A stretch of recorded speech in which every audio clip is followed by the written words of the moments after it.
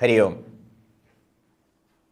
വൃശ്ചികമാസം പുലർന്നാൽ എങ്ങും ശരണാഘോഷങ്ങൾ ധാരാളമായി മുഴങ്ങുന്നു. ശരണം വിളി, അതിൻ്റെ ആഘോഷമാണ് എങ്ങും മുഴങ്ങുന്നു.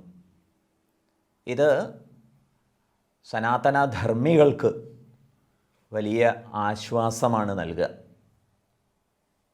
കലികാല ദോഷങ്ങൾ പലതും കണ്ട് നിരാശ ബാധിച്ചിരിക്കുമ്പോൾ സർവേശ്വരനെ ശരണം പ്രാപിക്കുക, ഇതാണ് ഒരു രക്ഷോപായം. സർവേശ്വരനെ ശരണം പ്രാപിക്കുമ്പോൾ സർവേശ്വര അനുഗ്രഹം എങ്ങനെയുണ്ടാവുക? സച്ചിന്തകളായി വിവിധ വിഷാദ പ്രശ്നങ്ങൾക്കൊക്കെ ഉത്തമ പരിഹാരമായി പല ചിന്തകളും ഉണർന്നു വരും. ഇതിനൊരു അന്തരീക്ഷം സൃഷ്ടിക്കാൻ തീർച്ചയായിട്ടും ശരണമന്ത്ര ജപങ്ങൾക്ക് സാമർഥ്യമുണ്ട്. അതുകൊണ്ട് വ്യാപകമായി ശരണമന്ത്ര ജപങ്ങൾ ഉണ്ടാവട്ടെ. സ്വാമിയേ ശരണമയ്യപ്പ.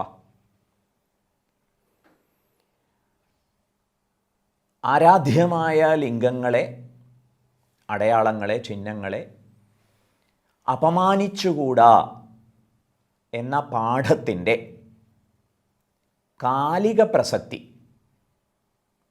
ഇന്നത്തെ കാലത്ത് അതെങ്ങനെ പ്രസക്തമാവുന്നു, റെലവൻ്റ് ആകുന്നു, ഈ വിഷയം എല്ലാവരും ആലോചിക്കണം. പൂർവികരെല്ലാവരും വിഡ്ഢികളായിരുന്നു. അവരുടെ കണ്ടെത്തലുകളും ഉദ്ബോധനങ്ങളും ചൂണ്ടിക്കാണിക്കലുകളും ഉപദേശങ്ങളുമൊക്കെ അതുകൊണ്ട് തന്നെ വിഡ്ഢിത്തമാകുന്നു എന്ന നിലയിലുള്ള വിലയിരുത്തൽ എന്തുകൊണ്ട് വന്നു ചേർന്നു? ചില ആചാര്യന്മാർ പറയുന്നത് ഇത് വിദ്യാഭ്യാസ രംഗത്ത് വന്നുപോയ അപചയമാണ് എന്നാണ്. പഴയതിനെ ബഹുമാനിക്കാൻ ഇവിടെ പഠിപ്പിക്കുന്നില്ല. അത് അത്ര മികവുള്ള കാര്യമൊന്നുമല്ല. ഐൻസ്റ്റീനെ പോലുള്ള മഹാശാസ്ത്രജ്ഞന്മാർ കണ്ടുപിടുത്തത്തിൻ്റെ പ്രയാണത്തിൽ ഐസക് ന്യൂട്ടൺ തുടങ്ങിയ ശാസ്ത്രജ്ഞന്മാരെ ചോദ്യം ചെയ്യുമ്പോഴും പക്ഷേ ബഹുമാനപൂർവം ഐൻസ്റ്റീനെ പോലുള്ളവർ പറയുന്നു, സർ ഐസക് ന്യൂട്ടൺ മുതലായ ശാസ്ത്രജ്ഞന്മാർ ഒരുക്കിയ പ്രതലത്തിൽ നിന്നുകൊണ്ടാണ്, പ്ലാറ്റ്ഫോമിൽ നിന്നുകൊണ്ടാണ് ഞങ്ങളൊക്കെ ചിന്തിക്കുന്നതും കണ്ടെത്തുന്നതും. ആരായിരുന്നു ന്യൂട്ടൺ? ഐസക് ന്യൂട്ടൻ്റെ ബോധ്യങ്ങളെക്കുറിച്ച് പറയുമ്പോൾ ശാസ്ത്രലോകം നൽകുന്ന ഒരു ആദരവിൻ്റെ പ്രസ്താവനയുണ്ട്. എന്താ അത്? ന്യൂട്ടോണിയൻ ഫിസിക്സിന് 3 നൂറ്റാണ്ടോളം പ്രസക്തി ഉണ്ടായിരുന്നു എന്ന്. 16-ാം നൂറ്റാണ്ട് മുതൽ 19-ാം നൂറ്റാണ്ട് വരെ 3 നൂറ്റാണ്ടുകളോളം ന്യൂട്ടോണിയൻ ഫിസിക്സ് വിജയിച്ച് വിരാജിക്കുകയായിരുന്നു. ഐൻസ്റ്റീനും അതുപോലെ മാക്സ് പ്ലാങ്കും ഒക്കെ കടന്നു വരുന്നത് 1900-ൻ്റെ സുപ്രഭാതത്തിലാണ്. അവിടെ വെച്ചാണ് ന്യൂട്ടോണിയൻ ഫിസിക്സ് ചോദ്യം ചെയ്യപ്പെടുന്നത്.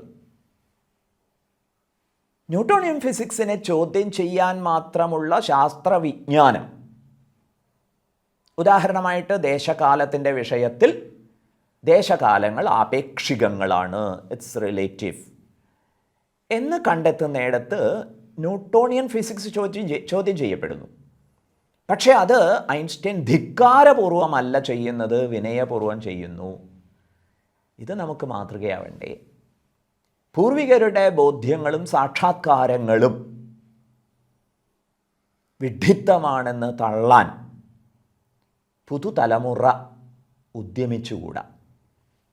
വിദ്യാഭ്യാസ വിഷയത്തിലാണ് പ്രശ്നം എന്നാണ് നിരീക്ഷിക്കപ്പെട്ടിട്ടുള്ളത്. പഴയതെന്തും വിഡ്ഢിത്തമാണെന്ന് പഠിപ്പിക്കുന്നത് ആദരണീയ സമീപനമല്ല. അതുകൊണ്ട് ആചാരാനുഷ്ഠാനങ്ങളെ ഉദ്ബോധിപ്പിച്ചുകൊണ്ട് കുടുംബത്തിൽ നമുക്ക് പഴയതിനെ ബഹുമാനിക്കാൻ പുതുതലമുറയെ പ്രേരിപ്പിക്കാം, ശീലിപ്പിക്കാം. ഏതായാലും ദേവലോകം പ്രതിസന്ധിക്ക് പരിഹാരമായി പാലാഴി മഥനത്തിന് ഒരുങ്ങിയിരിക്കുന്നു. അസുരലോകം ദേവലോകത്തോട് ഈ വിഷയത്തിൽ സഖ്യം ചെയ്യാൻ ചന്ദ്രചൂഡൻ്റെ ഇടപെടൽ പ്രമാണിച്ച് തയ്യാറായി. ഓഷധികൾ അശ്വിനി ദേവന്മാരാണ് കൊണ്ടുവന്ന് ഇട്ടത്. വാസുകിയാകുന്ന കയറുപയോഗിച്ച് മന്ദരപർവ്വതത്തെ കടകോലാക്കി വെച്ചുകൊണ്ട് മഥനം പുരോഗമിക്കുന്നു. ഭൂതനാഥ ഉപാഖ്യാനത്തിൽ പാലാഴി മഥന കഥ ഇത്രയേ പറഞ്ഞിട്ടുള്ളൂ. കാരണം കൂർമ്മപുരാണത്തിൽ ഇത് വളരെയേറെ വർണ്ണിച്ചിട്ടുണ്ട് എന്നാണ് ന്യായം. താല്പര്യമുള്ളവർ അത് ചെന്ന് വിസ്തരിച്ച് പഠിച്ചോളൂ എന്ന് ആഹ്വാനം പരോക്ഷമായിട്ട്, ഇൻഡയറക്റ്റ്ലി. ഏതായാലും മഥനം പുരോഗമിക്കവേ സാക്ഷാൽ ഭഗവത് അവതാരമായിട്ടുള്ള ധന്വന്തരി മൂർത്തി അമൃതകലശവുമായി പ്രത്യക്ഷപ്പെട്ടു. ദേവേന്ദ്രാദികളാവട്ടെ വേണ്ടത്ര ഒരു ജാഗ്രത ആ സമയത്ത് പാലിച്ചില്ല. അത് പ്രമാണിച്ച് അമൃതകുംഭം അസുരന്മാർ അപഹരിച്ചു പോയി. ദേവേന്ദ്രാദികളാകട്ടെ അസുരന്മാരോട് പോരിന് മുതിർന്നു.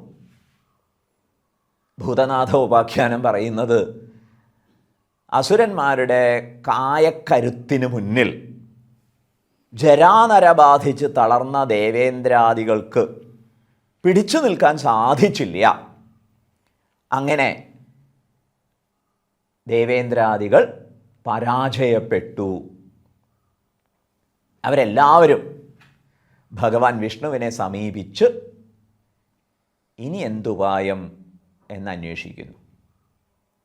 ഭഗവാൻ വിഷ്ണു ആകട്ടെ അവസരോചിതം മോഹിനി വേഷം സ്വീകരിച്ചു.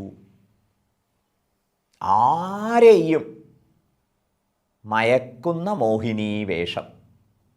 മായാധീശനായ മായാമാധവൻ മോഹിനി വേഷം ധരിച്ച്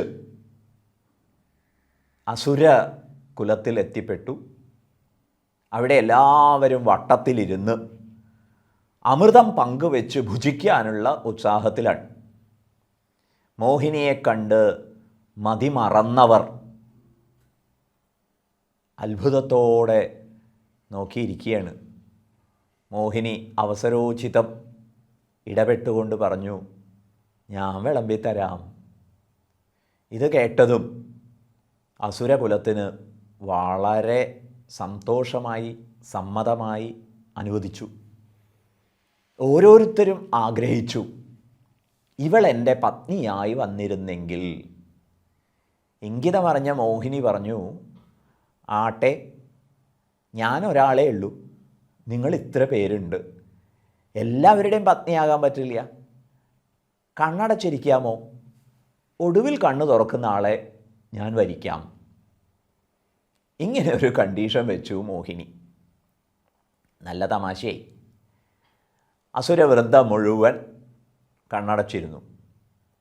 മോഹിനിയാകട്ടെ അവരെ വഞ്ചിച്ചുകൊണ്ട് അമൃതകുംഭവുമായി ദേവലോകത്തിലേക്ക് ചെന്നു. അസുരന്മാർ മുഴുവൻ കണ്ണടച്ചിരിക്കുകയാണ്. കുറേ നേരമായിട്ടും അനക്കമൊന്നും കാണുന്നില്ല. എല്ലാവരും വിളമ്പാൻ തയ്യാറാക്കി വെച്ച ഇലകളിൽ തപ്പി നോക്കി. മോഹിനി പത്നിയായി വന്നില്ലെങ്കിലും ശരി, അമൃതമെങ്കിലും കഴിക്കാമല്ലോ, അതിനെന്ത് സംഭവിച്ചു എന്നറിയാൻ ഒരു വിദ്വാൻ കണ്ണു തുറന്നു നോക്കി. മോഹിനി അവിടെ ഇല്ല. വിവരം എല്ലാവരെയൊക്കെ തോണ്ടി വിളിച്ച് പറഞ്ഞു നോക്കി, പക്ഷെ ആരും കണ്ണു തുറക്കാൻ തയ്യാറില്ല. ഏതായാലും അങ്ങനെ നേരം കുറേ പോയി. ഒടുവിൽ ഇവർ വിവരം അറിഞ്ഞ് ചെല്ലുമ്പോഴേക്കും ദേവലോകത്തിൽ അമൃതഭോഗം പൂർത്തിയായിരിക്കുന്നു. ഇങ്ങനെ അമൃതം കഴിച്ച് ശക്തരായ ദേവന്മാരെ തോൽപ്പിക്കുന്ന കാര്യത്തിൽ അസുരന്മാർ പരാജയപ്പെട്ടു, പിൻവാങ്ങി. ഈ മോഹിനി വേഷധാരിയായ ഭഗവാൻ വിഷ്ണുവാണ് ധർമ്മശാസ്താവിൻ്റെ ഉത്പത്തിക്ക് കാരണമാകുന്നത്. അക്കാര്യം ഭൂതനാഥ ഉപാഖ്യാനം പറഞ്ഞു തരും പ്രകാരം നമുക്ക് മറ്റൊരു ദിവസം ശ്രദ്ധിക്കാം. സ്വാമിയേ ശരണമയ്യപ്പ.